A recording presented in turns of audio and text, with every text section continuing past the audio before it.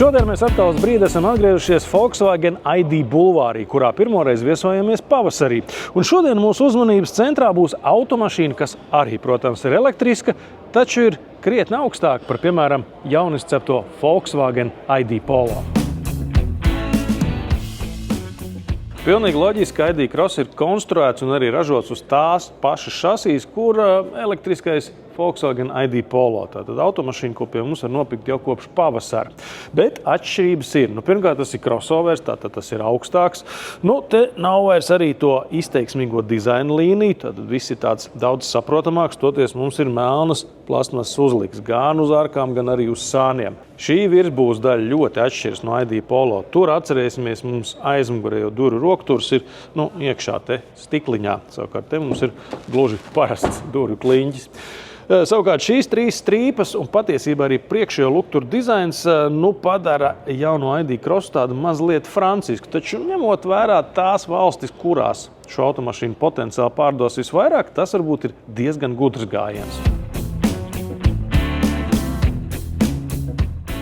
Tā kā ID Cross arī tāds pilsētnieks vien būs, par sniedzamību svarīgāk ir ātra uzlāde. Uzlādes ligzda mums ir priekšējā labajā spārnā, un maksimālā uzlādes jauda labākajā komplektācijā ir 105 kW. Tā kā baterijas arī nav lielas, 37 vai 52 kWh, tad es teiktu, ka labākajā izpildījumā uzlāde līdz 80% varētu aizņemt pat mazāk nekā pusstundu. Galvenās elektriskās lietas atrodas šeit zem priekšējā pārsega. Tā ir priekšpiedziņas automašīna, tātad te ir gan motors, gan invertors, gan viss pārējais. Protams, baterija ir grīdā.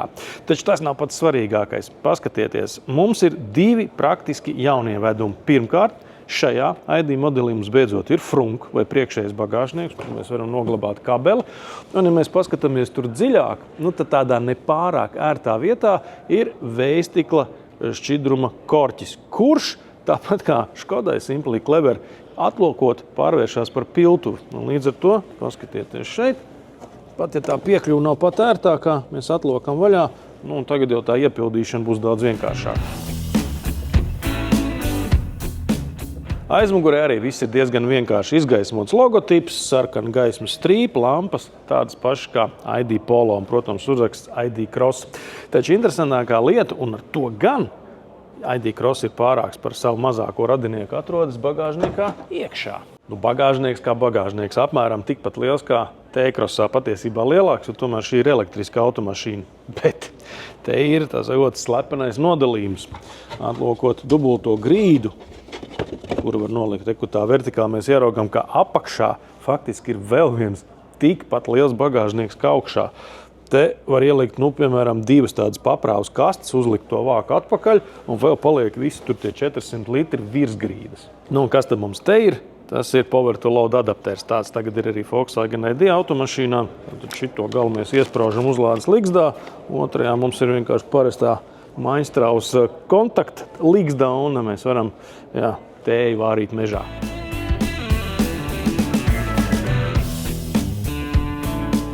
Šis ir viens no praktiskākajiem jaunā ID Cross saloniem, tātad tas ir pelēki melns, daudz izmantots audums, jo tas liek automašīnai tomēr izskatīties tādai omulīgākai un varbūt arī dārgākai. Pie tam te ir kaut kādi 3 dažādu veidu audumi, gan sēdekļos, gan panelī.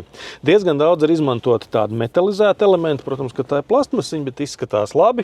Ventilācijas lūks ir vertikāls, ID Polo tās ir horizontāls, un tādā veidā tiek uzsvērts, ka automobils ir augstāks ne tikai ārpusē, bet arī iekšpusē. Viss pārējais ir tieši tā kā jaunajos ID modeļos. Jaunā stūre, fiziskās pogas pa vidu, te klimatam un visam pārējiem, un arī šīs te kloķītes, lai mēs varam fiksi pagriezt skaļāk vai klusāk rādio. Svarīga lieta no dizaina un praktiskās puses durvju rokturi iekšpusē ir tādi paši kā jaunajā Volkswagen T-Roc. Tātad nevis iekšā durvīs, bet uz paroceņa. Lūk tā. Tā kā ID Cross ir tāds ģimeniskāks auto nekā ID Polo, tad aizmugurē tam arī vajadzētu būt ērtākam. Un šķiet, ka iespēja robežās tā tas arī ir. Tas, ko es pamanīju, un kas patiešām ir patīkami, ka atšķirībā no daudziem citiem elektriskiem automobīļiem, ir sevišķi tādā nelielā izmērā, zem priekšējā sēdekļa var mierīgi pabāzt kurp purngals, jo parasti tur ir tā, ka tā grīda baterijas dēļ ir tik augsta, ka vienkārši vietas kājām īsti apakšā nav. Tīri tā, salīdzinājumam apskatīsim citu Volkswagen ID Cross tumši zaļā krāsā. Volkswagen šo krāsu sauc Nori Green, Nori zaļā. Jā, jūs pareizi sapratāt, tās ir tās aļģu lapas, kurās ietin suši.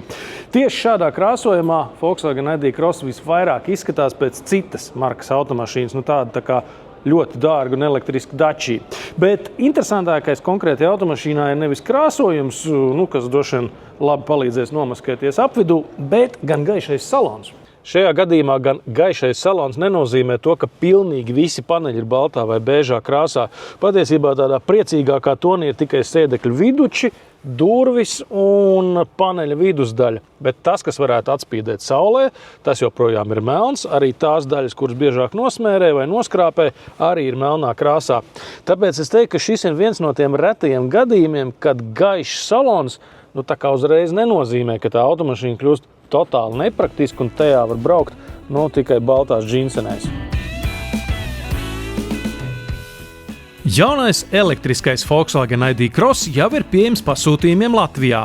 Sākotnēji piedāvājumā būs 2 modeļu varianti ar lielāko bateriju un pat laban arī lielāko 211 zirgspēku jaudu. Cena sākot ar 37 150 eiro. Tuvāk gada nogalē piedāvājumā nonāks arī ID Cross City, kura sākuma cena būs 28 300 eiro.